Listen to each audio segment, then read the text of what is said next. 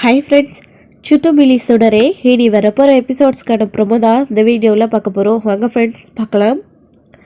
தியா வந்து சுடர் நல்லாவே எக்ஸாம் எழுதக்கூடாது அப்படின்றதுக்காக கொஷின் பேப்பரை முதல்ல மாற்றி கொடுத்தாங்க. ஆனால் கடவுள் புண்ணியத்தில் திரும்பவும் கொஷின் பேப்பரில் தண்ணி பட்டதுனால அவங்களுக்கு சரியான கொஷின் பேப்பர் கிடச்சி அதுக்கு சுடர் நல்ல ஒரு ஆன்சருமே எழுதிட்டாங்க. அவங்க ரொம்பவே நம்பிக்கையாக இருக்காங்க நம்ம பாஸ் ஆகிடுவோம் அப்படின்னு. ஏன்னா அவங்க படித்த எல்லாமே அதில் வந்திருக்கு. அப்படி ஒரு ப்ரில்லியண்ட்டான ஸ்டூடெண்ட் வந்து சுடர். அவங்களுக்கு படித்த எல்லாமே அப்படியே ஞாபகம் இருக்கும். ஸோ அவ்வளோ ஒரு வில் பவர். ஸோ அதனால் வந்து அவங்க எல்லாத்தையுமே எழுதிட்டாங்க. ஏன்னா அபி அவங்கள அந்த அளவுக்கு வளர்த்துருக்காங்க. அதுக்கப்புறம் கொஞ்ச நேரத்துலையுமே மீட்டிங் எல்லோரும் அரேஞ்ச் பண்ணிவிட்டு பிரின்ஸிபாலுக்காக கரெக்ஷன் பண்ணி கொண்டு வரணும் அப்படின்னு பேரண்ட்ஸோட பசங்களையே உட்கார வச்சுருக்காங்க. ஆக்சுவலி இவங்களும் வேறு ஸ்கூல் ஜெயிலில் படிச்சிருந்தாங்க. கொஞ்ச நாளாக தான் அவங்க வீட்டில் இருந்தாங்க. இப்போ எப்படி தியா ஸ்கூலில் ரெகுலராக படிச்சுட்டு இப்போ எக்ஸாம் அவங்களுக்கு வரப்போதோ அந்த மாதிரி தான் சுடரும் கரெக்டாக அந்த சேர்கிற நேரத்தில் ஸோ இப்படி ஒரு எக்ஸாம் இருந்திருக்கு. அவங்க ஏற்கனவே ஸ்கூலில் படித்தாங்க இல்லையா, அதை வந்து அப்படியே மெமரியாக வச்சுருக்கணும். அதாவது அவங்க மறக்காமல் ஞாபகத்தில் வச்சுருக்கணும். இப்போ இந்த ஸ்கூல் சேர்த்தன உடனே தியாவுக்கு எப்படி எக்ஸாம் வைக்கிறாங்களோ அதே மாதிரி சுடருக்கும் எக்ஸாமு. அதை வந்து அவங்களும் எழுதணும், ப்ரிப்பேர் பண்ணணும். ஆக்சுவலி இவங்க ரெண்டு பேரும் ஒரே கிளாஸ் தான். ஸோ இப்போது அதே மாதிரி தான் அவங்களும் தியாவோ எக்ஸாம் எழுதியிருக்காங்க புதுசாக. இப்போது மகேஷ் வந்து வேறு ஸ்கூலில் படிச்சுட்டு இருந்தாங்க இல்லையா, இப்போது இந்த ஸ்கூல் சேர்கிறதுக்காக வந்திருக்காரு. அந்த ஸ்கூல்லே அவர் இருந்திருந்தா கூட இந்த டேர்மில் இந்த ஒரு எக்ஸாமை அவர் அங்கே எழுதியிருக்கணும். அவருக்கு அந்த ஸ்கூல் சேஃப்டி இல்லைன்னு தான் டக்குன்னு இந்த ஸ்கூல் மாற்றுறாங்க. மாற்ற உடனே அதுக்கேற்ற மாதிரி சுடரும் இந்த ஸ்கூலில் சேர்ந்தாங்க. இப்போ இவங்க ரெண்டு பேரும் புதுசாக ஜாயின் பண்ணாலும் ஏற்கனவே படிச்சுட்டு வந்த ஸ்கூல்லேருந்து அது அப்படியே ஞாபகம் இருக்குல்ல. கொஷின் பேப்பர் அந்த ஸ்கூலில் எக்ஸாம் வைக்கிறாங்க. சேர்ந்த உடனே இவங்க எக்ஸாம் எழுதனா தான் அடுத்து அவங்க கண்டினியூஸாக இந்த எக்ஸாமில் பாஸ் பண்ணி கிளாஸில் சேர்ந்து அடுத்தடுத்த போர்ஷனெல்லாம் அவங்க படிக்க முடியும். அதனால தான் இப்படி ஒரு சேர்ந்த உடனே எக்ஸாம் இருக்கிறதுனால அவங்களுக்கு எக்ஸாம் வச்சாங்க. தியா மற்ற ஸ்டூடெண்ட்ஸோடு சேர்ந்து ஆல்ரெடி கிளாஸில் இருந்த பசங்களோட சேர்ந்து ஸோ அப்படியே கரெக்ஷன் பண்ணி கொண்டு வராங்க. சண்முகத்துக்கிட்ட தைரியமாக சொல்லிட்டு உட்காந்துட்டு இருக்காங்க. தெரியாமல் ஏதாச்சும் கூட கொஷின் பேப்பர் மாறி இருக்கலாம் சுடர், அதுக்கு தான் நீ பயந்தியா? ஆனால் கொஷின் பேப்பரை நீ மேலே படிச்சிருக்கணும்ல, அது எப்போதுன்னு போட்டிருப்பாங்களா அப்படின்னு. தருண் அதை கவனிக்காமல் விட்டுட்டேன் அப்படின்னு சொன்னதும் அதுதான் உன்னுடைய தப்பே. சரி நீ கவலைப்படாத, அதான் நல்லா எழுதியிருக்கல்ல அப்படின்னு சொல்லிவிடு. உடனே கொஷின் பேப்பரை திருத்திட்டு அவங்களுமே எடுத்துகிட்டு வந்துடுறாங்க. இன்னொரு பக்கம் அங்கே கருணா பயங்கர டென்ஷனில் இருக்காங்க. வெற்றி வந்துட்டு என்னதான் ஆச்சு கருணாவுக்கு? அப்பப்போ அவள் இந்த மாதிரி டென்ஷன் ஆயிடறான். பார்வதி அக்காவோட இருக்கிற மேலே பாசம் ஞாபகம்னு சொல்கிறாங்க. ஆனால் இதை பார்த்தா அப்படி தெரியலையே. இன்னைக்கு காலையில் ஸ்வேதாவுக்கு பொண்ணு பார்த்துருக்காங்க அப்படின்னு சொன்னதுலேருந்து கருணா இப்படி தான் இருக்கா அப்படின்னு சொல்லிட்டு யோசிக்க ஆரம்பிச்சிடுறாங்க. வெற்றி வந்து கருணா மேலே சந்தேகம் வர ஆரம்பிச்சிடுது. அப்படி அவர் அங்கே டென்ஷனோடு இருக்காரு. வெற்றி வராங்க. வெற்றி வந்த உடனே அவர் கவனிக்கிறதே கிடையாது. சண்முகம் வந்து முன்னாடி வந்து உட்காந்துக்கிறாங்க. வெற்றி வந்து பார்க்கறதுக்குள்ள டக்குன்னு உட்காந்துடுறாரு. அதனால அடையாளம் தெரியுதில்ல, ஒருத்தர் பார்த்துக்கிறது இல்லை. ஸோ அப்படியே வந்து கொஷின் பேப்பர் ஒவ்வொருத்தவங்கள கொடுத்துட்டு வராங்க. எல்லாருமே வந்து நல்ல மார்க் எடுத்திருக்காங்க. 70%, 80% அப்படின்லாம் வந்து சொல்லி கொடுத்துட்ருக்காங்க. ஒரு சில குழந்தைகளெல்லாம் வந்து 65% தான் எடுத்திருக்காங்க அப்படின்னு சொல்லிட்டு. இருந்தாலும் ஸ்கூலில் அட்மிஷன் இருக்குது அப்படின்னு பேரண்ட்ஸ் மட்டும் இல்லாமல் ஸ்டூடெண்ட்ஸையும் கூப்பிட்டு ஸ்டேஜில் கொடுத்துட்டு அவங்கள பற்றி அவங்களுடைய பேரண்ட்ஸ் கிட்ட சொல்கிறாங்க. அதே மாதிரி இப்போது மகேஷோடதையும் வருது. அதுக்கப்புறம் வந்து வெற்றிக்கு கரெக்டாக அந்த சமயத்தில் ஃபோன் வந்துடுதா, மகேஷ் நீ போய் கொஷின் பேப்பர் வாங்கிக்கோ அப்படின்னு. இல்லை அங்கேயே நீ உட்காருக்க மகேஷ், நான் கொண்டு வந்து தரேன். மகேஷ்க்கு இந்த ரூல்ஸ் அண்ட் ரெகுலேஷன் எல்லாம் இல்லை, அவன் மேலே வந்து தான் வாங்கிக்கணும் அப்படின்றதெல்லாம் எதுவும் இல்லை அப்படின்னும். மற்ற குழந்தைங்கள மாதிரி அவனும் வாங்கி ஆகணும்ல. ஸோ எல்லா குழந்தைங்களுக்கும் ஃபீலிங் ஆகல, அவன் மட்டும் மேலே வரலைன்னா எப்படி அப்படின்னு சொல்லிட்டு வெற்றி வந்து நீ மேலே போ மகேஷ் அப்படின்னு சொல்கிறாங்க. நான் போய் கருணாவை வர சொல்கிறேன் அப்படின்னு. சரி மகேஷ் நீ ஒரு நிமிஷம் வெயிட் பண்ணு, அதுக்கப்புறம் நீ வாங்கிக்குவேன் அப்படின்னு சொல்லிட்டு அடுத்தடுத்து இருக்கிறவங்கள கொடுத்துடுறாங்க. இருக்கிறவங்கள அடுத்து வந்து பார்த்தீங்கன்னா சுடரோடையதும் வந்து வரப்போகுது. அவங்க எப்போ தான் வெயிட் பண்ணிட்டு இருக்காங்க. அதுக்கு முன்னாடி தியா ஓடியது வந்துடுது. அவங்க என்ன முன்னாடியே உட்காந்துட்டு இருந்தாங்க சுடருக்கு முன்னாடியே. அப்போ கூப்பிடவும் சண்முகம் தான் போகிறாரு. சண்முகம் போனோடனே அந்த பக்கம் இங்கே சவுண்டாக இருக்குன்னு வெற்றி ஃபோன் பேசுறதுக்கு அந்த சைடு போயிடுறாரு. போன உடனே அது தியா வந்து 80% தான் வாங்கியிருக்காங்க. அதை வந்து சொல்கிறாங்க. ஏன் தியா இவ்வளோ அப்படி கம்மி அப்படின்னு கேட்கவும், இல்லைப்பா அது வந்து அப்படின்னு பரவாயில்ல இதுவும் ஒரு நல்ல மார்க் தான் அப்படின்னு சொல்லிட்டு சொன்ன உடனே அதை வாங்கிக்கிட்டு 80% எடுத்துருக்குறோம், இது ரொம்ப சந்தோஷமாக இருக்குது அப்படின்னு தியா நினச்சிட்டு வராங்க. அவ்வளவு நம்மளோட தான் கம்மியாக தான் வரணும் நம்மளோட அப்படின்னு சொல்லிட்டு நினைக்கிறாங்க.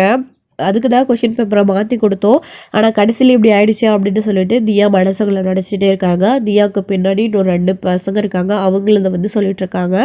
அப்போது இவங்க வாங்கிட்டு வந்து இவங்க 3 பேரும் இங்கே உட்காந்து தியாவுடைய மார்க்கை பார்த்துட்டு அதை பற்றி பேசிகிட்டு இருக்கும்போது கருணாவை போயிட்டு வெற்றி வர சொல்கிறாரு. மார்க் ஷீட் கொடுக்குறாங்களா, கருணா எனக்கு முக்கியமான ஃபோன் நீ போய் வாங்கிக்கோ அப்படின்றது. என்ன வெற்றி இது இப்படி சொல்கிறா அப்படின்னு சொல்லிட்டு சரி அப்படின்னு சொல்லிட்டு அவரே போகிறாரு. கருணாவே போன உடனே மகேஷையும் கூப்பிடுறாங்க. அவங்க வந்த உடனே வெயிட் பண்ணாமல் அவங்களுக்கு கூப்பிட்டு அவங்களோட மார்க் லிஸ்ட்டை அனௌன்ஸ் பண்ணிடுறாங்க. பரவாயில்ல, ஸோ இவனும் நல்லா பண்ணியிருக்கான், 80% வாங்கியிருக்கான், நல்ல ஸ்டூடெண்ட் தான் அப்படின்னு சொல்லிட்டு பேசுவோம். சரி ஓகே அப்படின்னு. அதுக்கு மேலே மகேஷை பற்றி அவங்கக்கிட்ட இப்படி அப்படின்னு சொல்ல வேண்டியது இல்லை, எப்படி இருந்தாலும் அவங்க அட்ஜஸ்ட் பண்ணிட்டு தான் போய் ஆகணும். அதனால் வாங்கிட்டு வந்து நீங்கள் உட்காருங்க சார், வெயிட் பண்ணுங்க அப்படின்னு உடனே உட்காந்துக்கிறாங்க. அடுத்து வந்துட்டு எல்லாருடைய மார்க் ஷீட்டையும் கொடுக்குறாங்க. அடுத்து நெக்ஸ்ட்டு சுடரும் மேலே போடுறாங்க, சண்முகமும் மேலே போகிறாங்க. கருணாவுக்கு அவங்க 2 பேருமே யாருன்னு தெரியாது. இவர் அப்போ திடீர்னு ஃபோனெல்லாம் கூட வர்றது கிடையாது. ஆனால் அவருக்கு ஸ்வேதாவோடைய ஞாபகம், எதையுமே அங்கே நடக்கிற எதையுமே கவனிக்காமல் அவர் பாட்டுக்கு டென்ஷனாக அது இது யோசிச்சுக்கிட்டே தான் இருக்கார். அப்படி தான் வந்து ஃபோட்டோஸையே பார்த்துட்ருக்காரு. ஸ்வேதாவோடைய ஃபோட்டோ ஃபோனில் இருக்குது, அதை பார்த்துட்டு மகேஷ் உட்காந்துக்கிட்டு எல்லா ஸ்டூடெண்ட்ஸும் எவ்வளோ மார்க் எடுக்கிறாங்கன்னு அதை பார்த்துட்டு சந்தோஷமாக இருக்கார். அப்போது சுடர் மேலே போகிறாங்க. சுடர் லிஸ்ட்டு வரும்போது சாருக்கு வந்து முக்கியமான வேலை வந்துருந்தா, ஸோ கால் பேசணும்னு சொல்லிட்டு பக்கம் போயிடுறாரு. அப்போது வந்து சுடர் வந்து பரவாயில்லையே 98% வாங்கியிருக்க சுடர் அப்படின்னு சொன்ன உடனே அவங்களுக்கு அவ்வளோ சந்தோஷம். சண்முகத்துக்கு கூட 98% அப்படின்னு இங்கே பக்குன்னு ஆகுது. நம்ம தியாவுக்கு வந்து ஒரே சந்தோஷம். தருண், மகேஷ், மற்ற ஃப்ரெண்ட்ஸ் எல்லாருக்குமே பயங்கர கிளாப் தட்டுறாங்க. ரொம்பவே நல்லா படிச்சிருக்காங்க. இந்த ஸ்கூலில் கண்டிப்பாக அவங்களுக்கு ஸ்கூலில் அட்மிஷன் இருக்குது. அது மட்டும் இல்லாமல் 50% ஸ்காலர்ஷிப்பும் இருக்குது. இதை பற்றி நம்ம அப்புறமா பேசிக்கலாம், இப்போ நீங்கள் சுடரை கூட்டிகிட்டு போகலாம் அப்படின்னு சொன்ன உடனே அவங்களுக்கு ரொம்ப சந்தோஷம். சுடருமே ரொம்ப சந்தோஷமாக கீழே இறங்கி வராங்க. அதுக்கப்புறம் வந்ததுக்கப்புறமா இன்னும் இருக்கிற பிள்ளைங்களுடைய லிஸ்ட்டெல்லாம் சார் வந்துடுறாரு. அவங்க கிட்ட கொடுத்ததுக்கப்புறமா எல்லாருக்கிட்டையும் கொஷின் பேப்பரை கலெக்ட் பண்ணி வச்சுக்கிறாங்க. ஸோ வச்சதுக்கப்புறமா இங்கே ஒரு சில வார்த்தைகள் வந்து ஸ்கூலோட ரூல்ஸ் அண்ட் ரெகுலேஷன் படி பேசிகிட்டு இருக்காங்களா. அதுக்கப்புறம் சரி சுடர் நம்ம வீட்டுக்கு கிளம்பலாமா அப்படின்னு. இல்லை மாமா, இது முடியாமே எப்படி போகிறது அப்படின்னு. அதான் கொஷின் பேப்பர் கொடுத்தாச்சு இல்லை, மாமாவுக்கு முக்கியமான வேலையெல்லாம் இருக்குது கடையில், உனக்காக தான் நான் இங்கே எவ்வளோ நேரம் வெயிட் பண்ணிட்டு இருந்தேன், ப்ளீஸ் போகலாமா அப்படின்னு சொல்லவோ. அப்பா இதுக்கப்புறம் ஒன்றும் இல்லைப்பா சுடர், அதான் நீ பாஸ் பண்ணிட்டல, நாளையிலேருந்து நீ ஸ்கூலில் ஜாயின் பண்ண போகிற, இது சும்மா தான் பேசுவாங்க, நீ போ, இதுக்கப்புறம் சார் என்ன பேசுகிறாருன்றதை நான் உனக்கு வீட்டில் வந்து எல்லாத்தையும் சொல்லித்தரேன் அப்படின்னு சொன்னதோ சரி அப்படின்னு சொல்லிட்டு அவங்க 2 பேரும் கிளம்பி அங்கேருந்து போகிறாங்க. ஃபோன் பேசிட்டு வெற்றி அந்த பக்கமாக வராங்க. சுடரும் அவருடைய மாமாவும் இந்த சைடு போயிடுறாங்க. அதுக்கப்புறம் எல்லா ஸ்டூடெண்ட் பற்றியும் பேசி முடிச்சதுக்கப்புறமா டீச்சர்ஸ் வந்து அங்கே ஒரு சில வார்த்தைகள் பேசிகிட்டு இருக்காங்க. அப்போ கரஸ்பாண்டர் வந்து கீழே உட்கார்றாரு. வெற்றிக்கு மகேஷ் பக்கத்தில் உட்காந்துக்கிட்டு கருணா கிட்ட பேசிகிட்டு இருக்காங்க. பரவாயில்ல, பையன் நல்லாவே படிச்சிருக்கா அப்படி அப்படின்னு. அதுக்கப்புறம் வந்து ஆமாம் அந்த டீச்சர் கீழே இறங்கி வராங்களே, சார்கிட்ட ஏதோ பேச வரும்போது ஆமாம் அந்த பாப்பா எந்தளவுக்கு மார்க் எடுத்திருக்கு அப்படின்னு சொல்லவும், எஸ் சார் அது வந்து அப்படின்னு சொல்லவும், என்ன சார் நீங்களே கூப்பிட்டு அந்த ஸ்டூடெண்ட்டை விசாரிக்கிற அளவுக்கு அந்த பொண்ணு அவ்வளோ ப்ரில்லியண்ட்டாக அப்படின்னவும், ஆமாம் சார் அந்த பொண்ணுக்கு பின்னாடி ஒரு கதையே இருக்குது, முதல்ல அந்த பொண்ணுக்கு இந்த ஸ்கூலில் அட்மிஷன் போட மாட்டேன்னு தான் சொன்னேன், ஆனால் அந்த பொண்ணு அவ்வளோ ப்ரில்லியண்ட்டாக இருக்குது, ஊர் கூட ஏதோ ஒரு ஊர் சொன்னாங்களே அப்படின்னு வேலாயூர் அப்படின்னு சொன்னதோ இவருக்கு ஒரே ஷாக்கு. ஏன்னா அது அபியோட ஊர், அதனால தான் அவ்வளோ ஷாக் ஆகுறாங்க. அந்த பொண்ணு எங்கே, நானும் பார்க்கலாமா அப்படின்னு அப்போ கருணா கேட்குறாரு.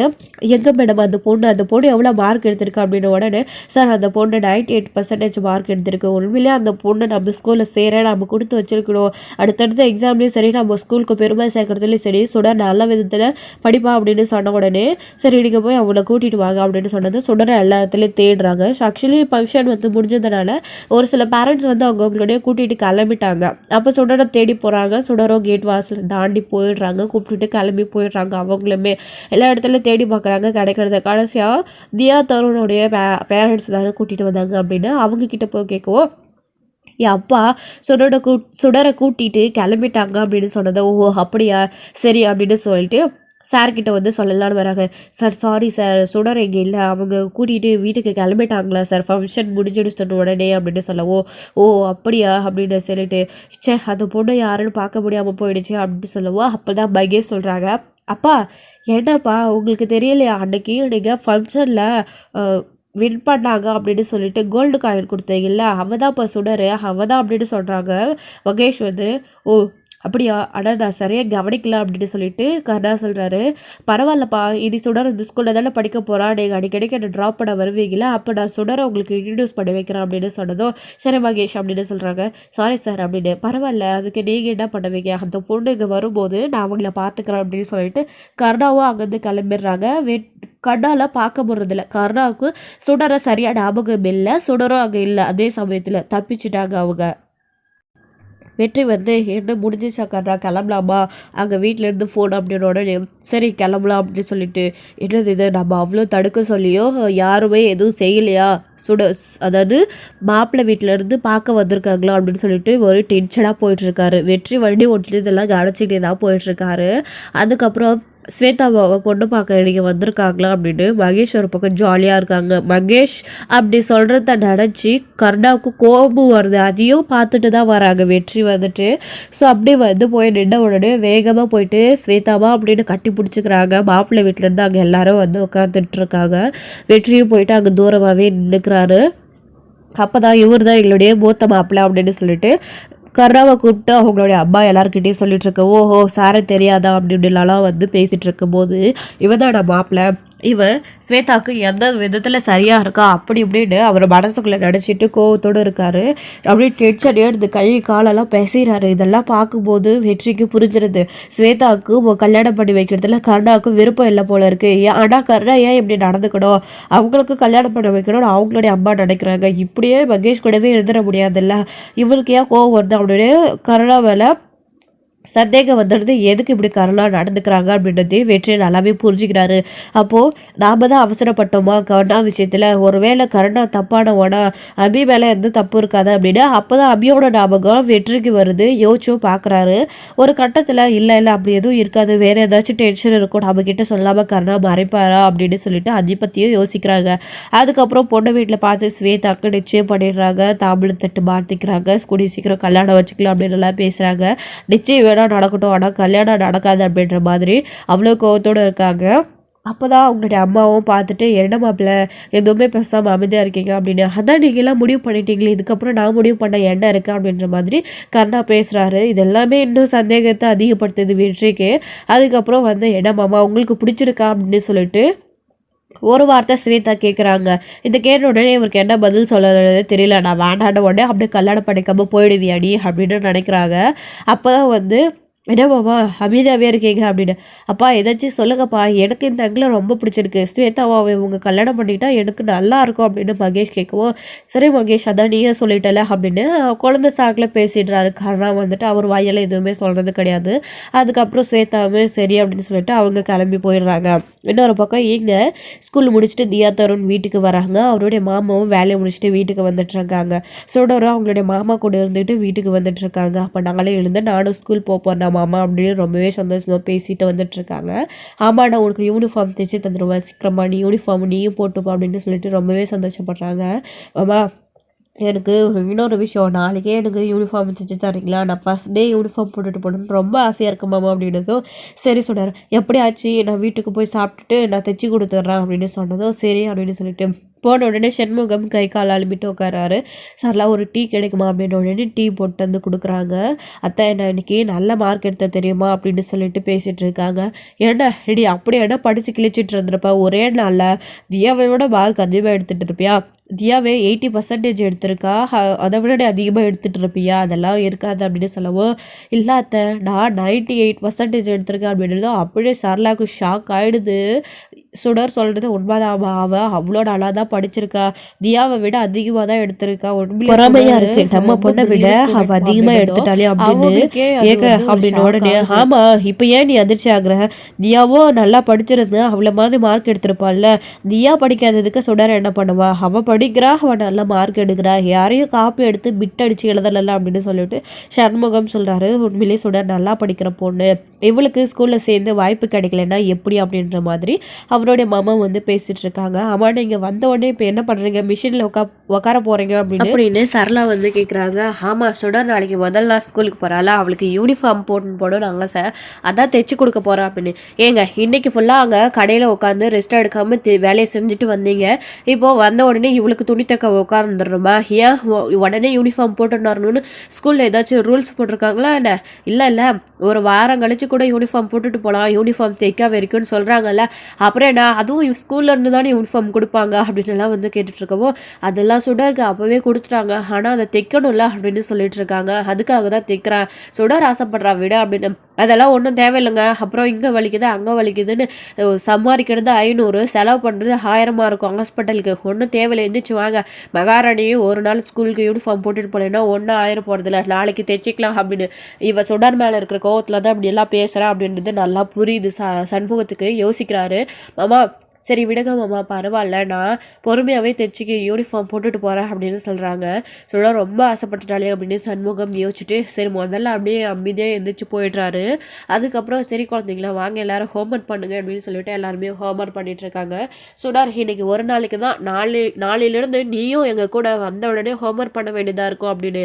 நான் டக்குன்னு பண்ணிவிடுவேன் தருண், நான் வேண்டாம் உங்களுக்கு கூட ஹெல்ப் பண்ணேன் அப்படின்னு சொல்லிட்டு இருக்காங்க. அதெல்லாம் ஒன்றும் தேவையில்லை, அவங்களுடைய ஹோம்ஒர்க்கை அவங்க தான் எழுதணும், இப்படியெல்லாம் பண்ணால் அது சீட்டிங் அப்படின்னு சொல்லிட்டு தியா கோவப்பட்டு பேசுகிறாங்க. ஏன் சுடா நம்மளுக்கு ஹெல்ப் பண்ணுறதுன்னு சொன்னால் நமக்கு ஹோம்ஒர்க் எழுதி தரேன்னு சொல்லலையே, அவள் சொல்வா நம்மளுக்கு டவுட் இருந்துச்சுன்னா சுடர்கிட்ட நம்ம கேட்டு தெரிஞ்சுக்கிட்டு எழுதலாம்ல அப்படின்னவோ. ஆனால் என்னடா நீ அவளை விட நல்ல ஸ்கூல் தானே படிக்கிற, அதாவது ஒரு ஸ்டாண்ட் அதிகமாக தானே படிக்கிற, உனக்கு தெரியாதா அவள் நமக்கு மேலேயா படிக்கிறா, அவகிட்ட நாம் கேட்டு தெரிஞ்சுக்கிறதுக்கு. எல்லாருக்கும் ஒரே கிளாஸில் ஒரே ஹோம்ஒர்க் தான் சொல்லி கொடுக்குறாங்க, அதை நாம் புரிஞ்சுக்கிட்டு எழுதுனா போதும், அவகிட்ட ஒன்று கேட்டு எழுதணுன்ற அவசியம் இல்லை அப்படின்னு எப்போ பார்த்தாலே சுடர்கிட்ட வெறுப்போடைய தியா வந்து பேசிகிட்டு இருக்காங்க. அதுக்கப்புறம் வந்து நைட்டு தூங்க போயிடுறாங்க சாப்பிட்டு முடிச்சுட்டு எல்லாருமே. சண்முகம் வந்து சுடர் ஆசைப்பட்டுட்டா அப்படின்னு நைட்லேயே தைச்சி கொடுத்தல அப்படின்னு எல்லாரும் தூங்கினதுக்கப்புறம் கூட யூனிஃபார்ம் உட்காந்து தைச்சிட்டு இருக்காங்க சண்முகம் சுடருக்காக.